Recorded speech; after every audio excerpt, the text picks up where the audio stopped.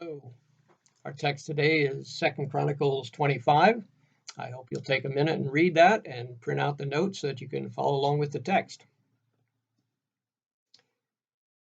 Maybe you heard about the romantic gentleman who took his wife out to a nice restaurant for a dinner, and he's sitting there in the restaurant looking around, and he says to his wife, "Honey, you're more beautiful than half the women in this room." His wife looked at him and said, "Half? I hope we're not half-hearted toward our wives. Dale is the most beautiful woman in the world. That should be like Solomon said in his song, you are more beautiful than anything I can compare to. 100% from a husband to a wife. We're talking this morning about a man who is half-hearted. God designed us to be 100% for him. God designed us. He created us. He made us in his image. He knows what's best for us, and he designed us to live for him. And if we are living for him in the way he designed us to live, that's going to be the best life we can possibly have. Don't be half-hearted with that. Being half-hearted toward God is to miss the best of life. God calls us to give everything we have for him. Romans 12:1, a familiar verse, says, I urge you, brethren, by the mercies of God, to present your bodies a living sacrifice, acceptable to God, which is your reasonable service of worship. God calls us to just pour ourselves into himself because that's where we are most fulfilled. Augustine said it this way, we're created for God, and until we find rest in God, our souls will be restless. God is where we should be living wholeheartedly.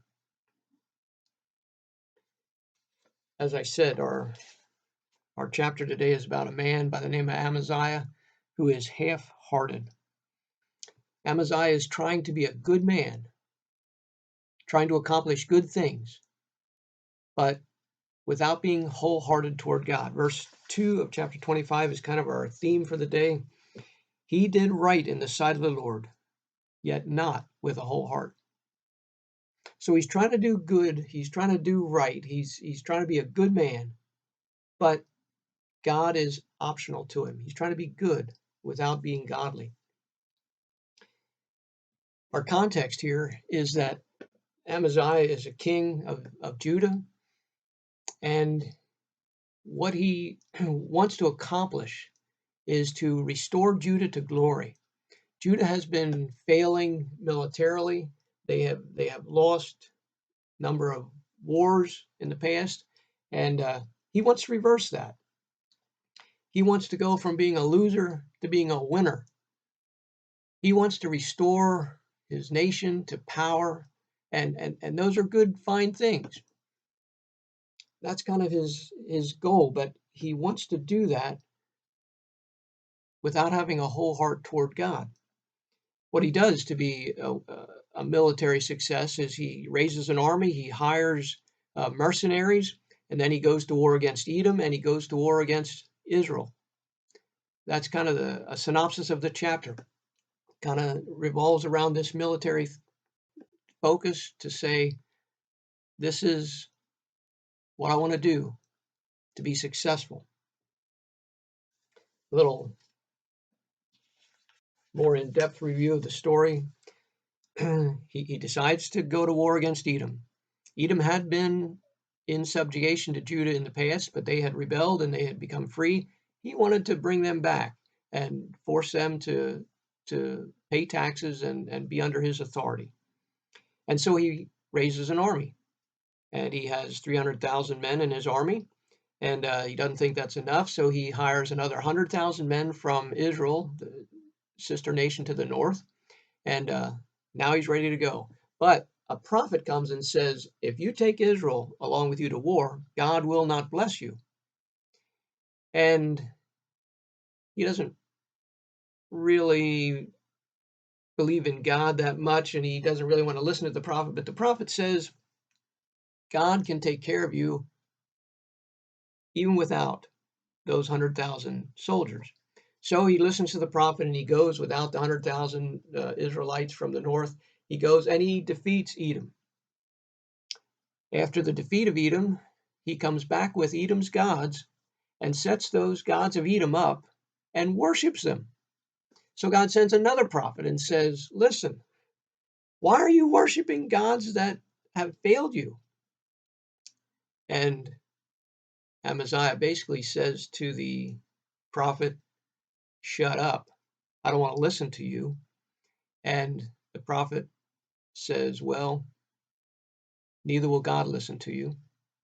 And so his next step then is that he goes against Israel to challenge them in battle, and he loses. And after he loses, he is forced to flee for his life, and he lives in exile till the end of his life, and he is assassinated. And that's how his life ends. That's basically a synopsis of our chapter. I want to start by just talking about Amaziah's focus. He wants to accomplish good things, and his focus seems to be this military maneuvers. He wants to restore his nation to glory, and his nation has been kind of declining. His father, Joash, had lost in battle. His great-grandfather had lost in battle. His great-great-grandfather had lost in battle. And his great-great-great-great-grandfather, Jehoshaphat, who was a good man and did not lose in battle, in fact, won a great victory that we looked at, he had an army over 1 million men. And now, till we get to Amaziah, he can only field 300,000 men. He wants to reverse these fortunes. He wants to bring this army back up to strength and be strong again. He wants to reclaim Edom, and he wants to pay back Israel. But he wants to do it without God. He wants to do it on his own terms. He wants to make his own rules. He wants to live his own life.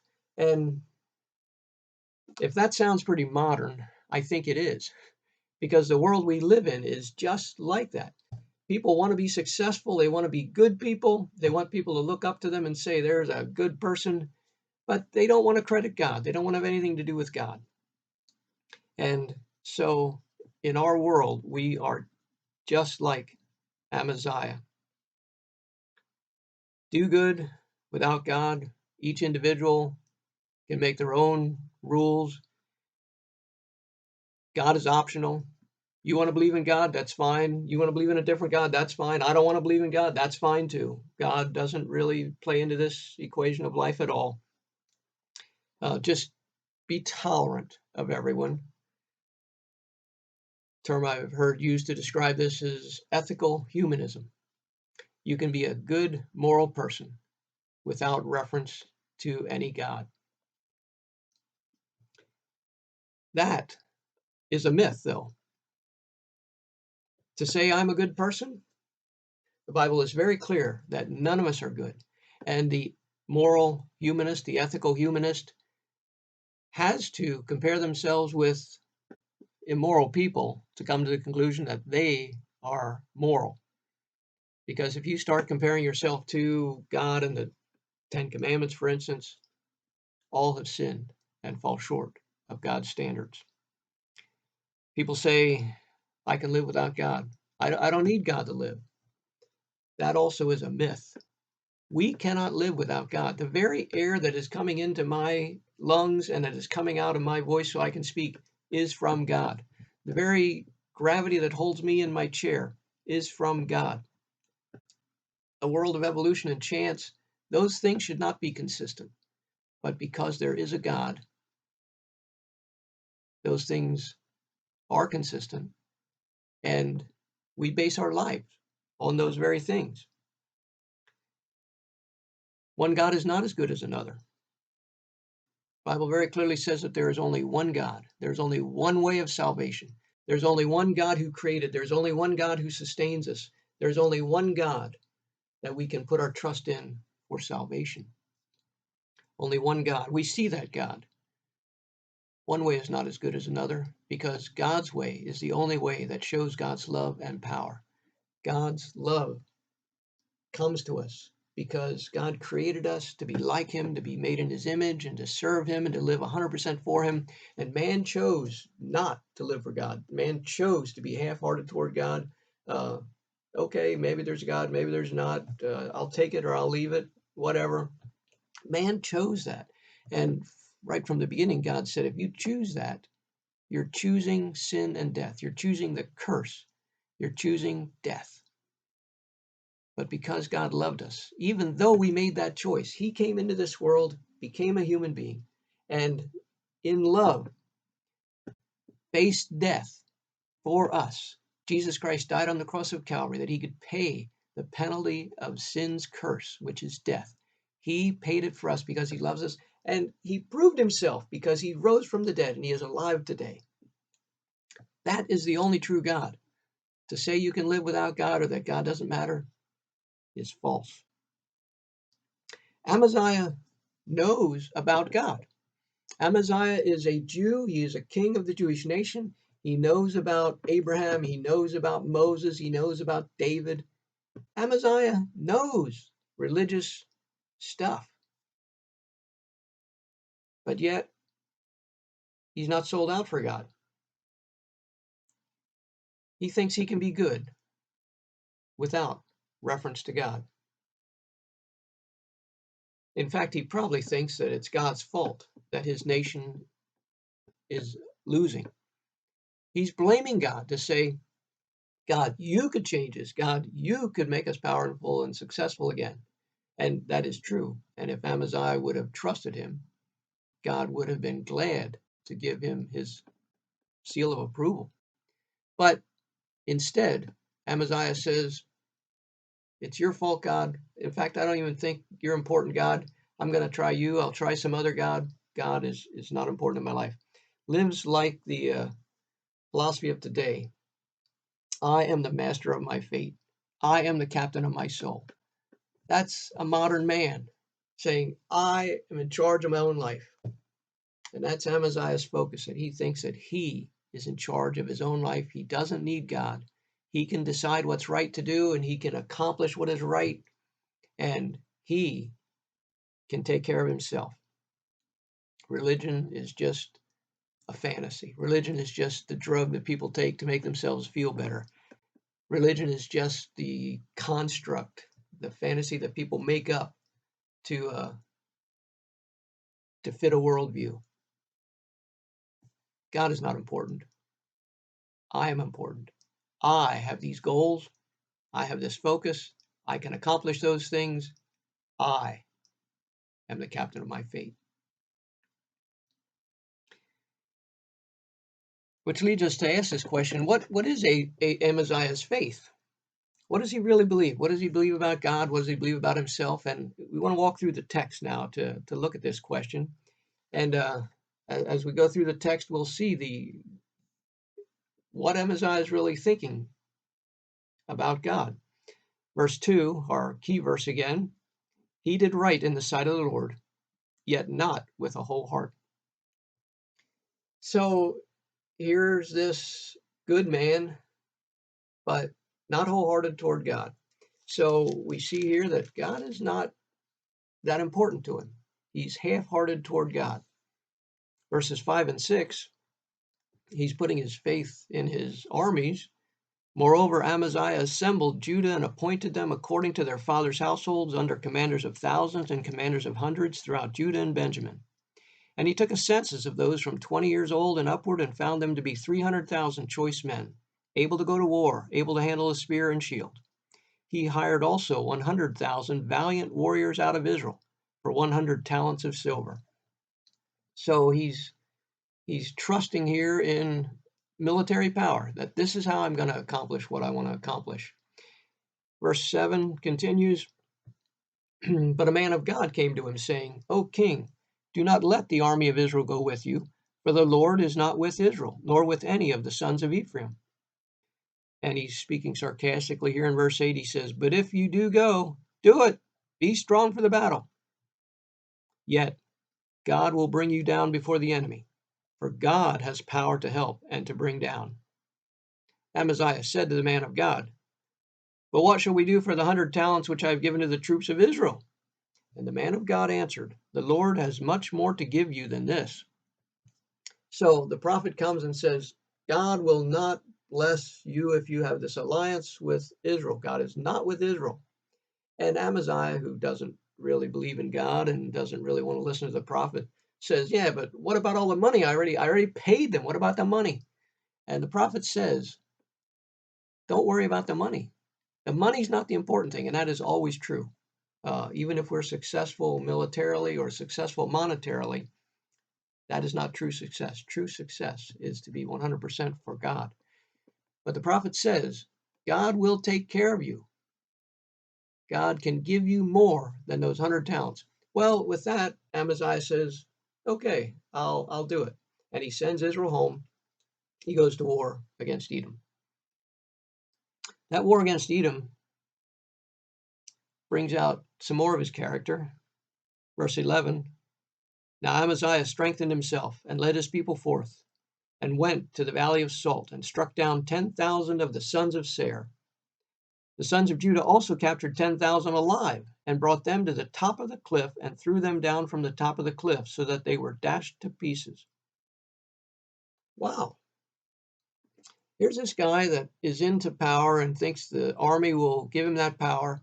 He goes off to defeat the smaller nation, Edom, and not only defeats him, but then has to cruelly decimate them, forces them to jump off a cliff.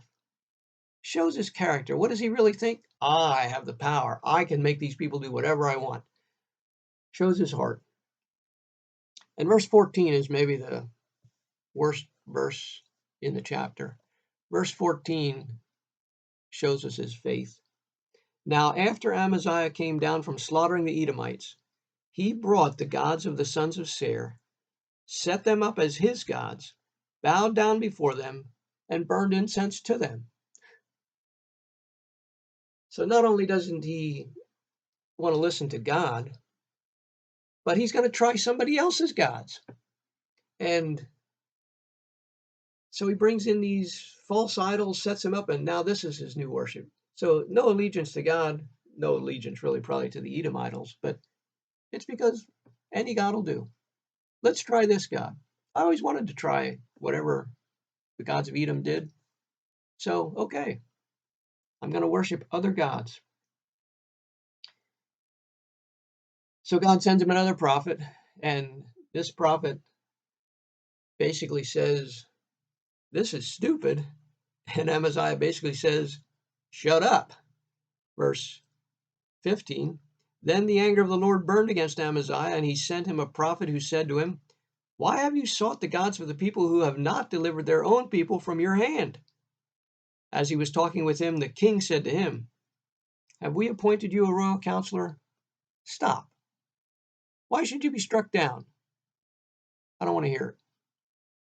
Then the prophet stopped and said, in other words, he didn't stop, I know that God has planned to destroy you because you have done this and have not listened to my counsel.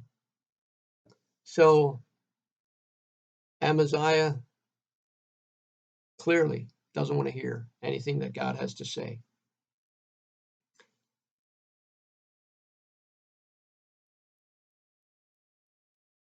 Amaziah won't listen to the Lord.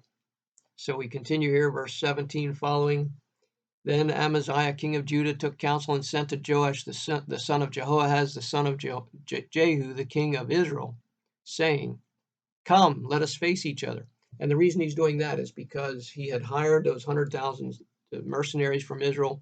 And back in verse 10, we read that after the prophet said, send him home, and he said, okay, I'll send him home because he had this promise of God that said, I'll give you more than you would have gotten. Then Amaziah dismissed them, the troops which came to join him from Ephraim, to go home. So their anger burned against Judah, and they returned home in fierce anger. Verse 13 says, but the troops whom Amaziah sent back from going with him to battle raided the cities of Judah from Samaria to Beth-horon. They struck down 3,000 of them and plundered much spoil. So he had hired these mercenaries. He sent them home. They were mad. They plundered and killed on their way home. So, verse 17, that's why he's going to the king of Israel and saying, hey, I got something against you. Come out to battle against me. Verse 18, Joash, the king of Israel, sent to Amaziah, king of Judah, saying, the thorn bush, which was in Lebanon, sent to the cedar, which was in Lebanon, saying, give your daughter to my son in marriage. But there passed by a wild beast that was in Lebanon and trampled the thorny bush. You said, behold, you have defeated Edom, and your heart was become proud in boasting. Now stay at home, for why should you provoke trouble so that you, even you, would fall, and Judah with you? But Amaziah would not listen, for it was from God that he might deliver him into the hand of Joash, because they had sought the gods of Edom. So the king of the north has this little parable. You are a thorn bush, I'm a great cedar. How can you come and want to make me do what you want? You're going to get trampled in this. And shows, again, Amaziah's heart, what he really believed, that he's not going to listen to God. He believes he can do what he decides he wants to do. Believes he can accomplish that. I can do what I want to do. I know best. I'll accomplish it. Verse 27 kind of summarizes his life. From the time that Amaziah turned away from following the Lord, they conspired against him. He turned away from following the Lord. He was a king of Judah. He knew Yahweh, but he was half-hearted and then turned away. So, is he right? Is God just a myth? Is God just something that we design so that we can make ourselves feel better about ourselves? Is God just some kind of a lucky charm that we can go to our lucky charm and God will give us whatever we want so that we can defeat our enemies, that we can have a good life, that we can have lots of money and success and power? Is that all God is all about? Not at all. God is the Almighty. He is holy. God is not just for us. Even though we come to God for salvation and it benefits us greatly to get saved, even salvation is not just all about us. Life is about God. God is the important one here. God made us. God redeems us. We are to live for him. He does not live for us. I have to qualify that. He does live for us because he loves us and he poured himself out for us. But God is the important one here, not us. Even though God loves me, I don't deserve that love. I can't say, God, give me your love. No, God gives his love voluntarily. And I need to say, God, you have loved me. I give you my life. You are the most important thing in the world. In fact, as we look at these verses here in the chapter, we see Amaziah's faith, that he believes in himself, basically. But God is evident everywhere in this chapter. God is at work, even though Amaziah is not going to listen to it. Back to verse 7, the first prophet. But a man of God came to him, saying, O king, do not let the army of Israel go with you, for the Lord is not with Israel, nor with any of the sons of Ephraim. But if you do go, do it. Be strong for the battle. Yet God will bring you down before the enemy, for God has power to help and to bring down. Amaziah said to the man of God, But what shall we do for the 100 talents which I have given to the troops of Israel? The man of God answered, The Lord has much more to give you than this. It is God who has power. It is God who blesses us. God is here telling Amaziah these things. Amaziah is not listening. Verse 15 and 16, the second prophet. Then the anger of the Lord burned against Amaziah, and he sent him a prophet who said to him, Why have you sought the gods of the people who have not delivered their own people from your hand? As he was talking with him, the king said to him, Have we appointed you a royal counselor? Stop. Why should you be struck down? Then the prophet stopped and said, I know that God has planned to destroy you because you have done this and have not listened to my counsel. It is God who is in control here. because you're not listening to me, God is going to do the work. God is going to destroy you. God is at work. And verse 20 kind of sums that up. But Amaziah would not listen, for it was from God. God is the sovereign. God and his will are accomplished here. God is showing himself to Amaziah all over. The two prophets, the circumstances, God is at work. Amaziah just doesn't want to believe in God. Amaziah doesn't want to listen. He doesn't want to look. We're just like that. We're living our lives going, God, I'm having trouble. Where are you? God, are you there? God is always there. What we need is a heart of faith, eyes that look spiritually, ears that hear spiritually, so that when the prophet comes and says something to us, when the Bible talks to us, that we're listening, when the Holy Spirit convicts us of sin, that we're listening, that we're not just all about ourselves and saying, well, God, I can take him or leave him. I am the master of my fate. I am the captain of my soul. Not at all. God is there accomplishing his will all the time. Are we looking for him? Are we listening to him? Are we seeing what he's doing? Whether we're paying attention or not, God is at work. He created us.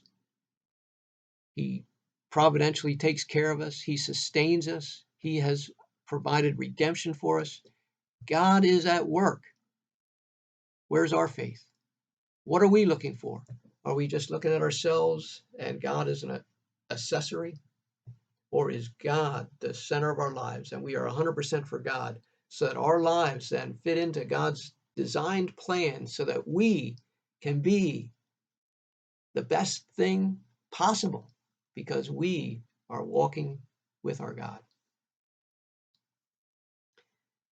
We are not the captain of our fate.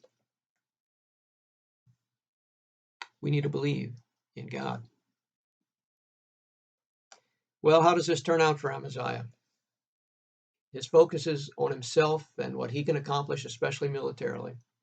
His faith is not in God. It's in any God that'll do, Yahweh, Edom, whatever. How does that turn out for him? Not good. Total failure. Listen to the end of the chapter, verse 21. So Joash, king of Israel, went up, and he and Amaziah, king of Judah, faced each other at Beth-shemesh, which belonged to Judah. Judah was defeated by Israel, and they fled each to his tent. Then Joash, king of Israel, captured Amaziah, king of Judah, the son of Joash, the son of Jehoahaz, at Beth-shemesh, and brought him to Jerusalem, and tore down the wall of Jerusalem, from the gate of Ephraim to the corner gate, 400 cubits. He took all the gold and silver, and all the utensils which were found in the house of God with Obed-Edom, and the treasures of the king's house, the hostages also, and returned to Samaria. And Amaziah, the son of Joash, king of Judah, lived 15 years after the death of Joash, son of Jehoahaz, king of Israel. Now the rest of the acts of Amaziah, from first to last, behold, are they not written in the book of the kings of Judah and Israel? From the time that Amaziah turned away from following the Lord, they conspired against him in Jerusalem, and he fled to Lachish. But they sent after him to Lachish and killed him there. Then they brought him on horses and buried him with his fathers in the city of Judah. Here's a guy whose focus is on himself. Here's a guy who does not have faith in God. Here's a man who fails. He ends his life. He loses the battle. His city is destroyed and the plunder is taken. He has to flee and live in exile, and he is ultimately assassinated. That is the result of his life. Kind of whimpers out. He starts with all these great ideas. I'm going to make glory of myself. I'm going to conquer Edom. I'm going to conquer Israel. I'm going to be a great king. But he just kind of seeps away. It says here that he lives 15 years after the death of Joash, king of Israel. 15 years. That says that for at least 15 years he is living in exile, probably more. We don't know exactly when Joash died, but for at least 15 years he has to live in exile. So here's this guy with all these great ideas. He's going to do all these great things, but he doesn't include God in those plans, and he is defeated in battle. Israel comes down and destroys Jerusalem, knocks down a quarter mile of the city wall, takes hostages, takes all the wealth out of the city. And the people say, hey, what are you doing here? This is your fault. He has to flee for his life. He lives in this city of Lachish, which is in Judah, but outside of the capital city. He has to live there. He lives there at least 15 years. And in those 15 years, we don't hear any more about his glory and his big ideas and how wonderful he is. He just ends his life alone in exile. And even in exile, they haven't forgotten him because they come and they assassinate him.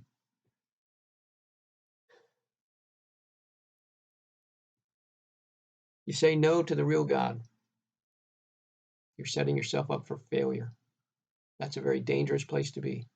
If you're 100% for God, that is the best place to be. But when you say no to God, when you go to other gods, when you think that you are in charge of your own life, that is a very dangerous place to be. But that's just like our world today. We live in a world that thinks we can solve our own problems. We live in a world that says we can have peace, we can solve hunger, we can solve disease. Of course, look at the world we're in. You know, the world we're in, everybody is mad at everybody. We're not solving anything. Things are getting worse. No wonder people are mad at each other, because you want things to happen and good things to happen, and good things don't happen. And so people blame each other, and you leave God out of the equation, that God is irrelevant to life. When you do that, though, you will never have peace and safety and blessing. You will always have the curse of sin and trouble. I read a short story not too long ago, and the beginning of the title was "My Life is a Joke." And it was a story about this lady, kind of in a first person written, looking at her life and imagining what her life could possibly be worth. And so she imagines that she does these things with her life. And then at the end, she says, basically, I die. Then she imagines something else that she might do with her life. And then at the end, she says, I died. And so the rest of the title is this: My life is a joke, and death is the punchline.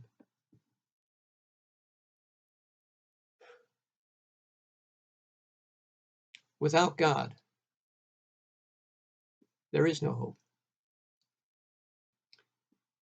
But I want to say today that it does not have to be that way.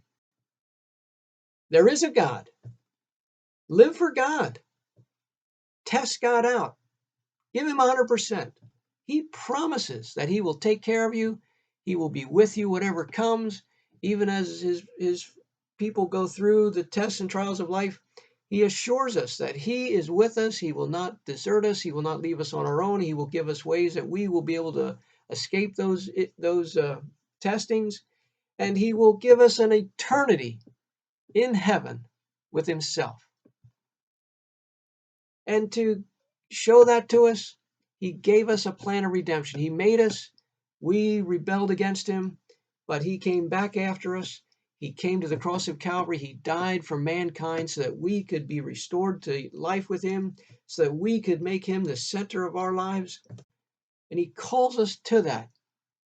That is hope. There is a God. Live for him. Be 100% for God. Don't be this half-hearted person. Don't be like Amaziah.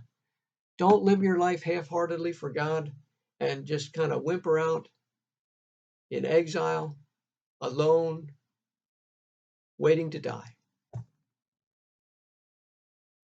You can search wherever you want. You can try military. You can try money. You can try fame and power. You can try whatever you want that this world offers. But God says to us, only he will satisfy us, because only he fits the longing of our heart. He designed us to live 100% for Him. So do it. Give yourself to God. Live totally for God. God is the most beautiful. God is the most holy. God is the most loving. God is the most worthy. Live for Him.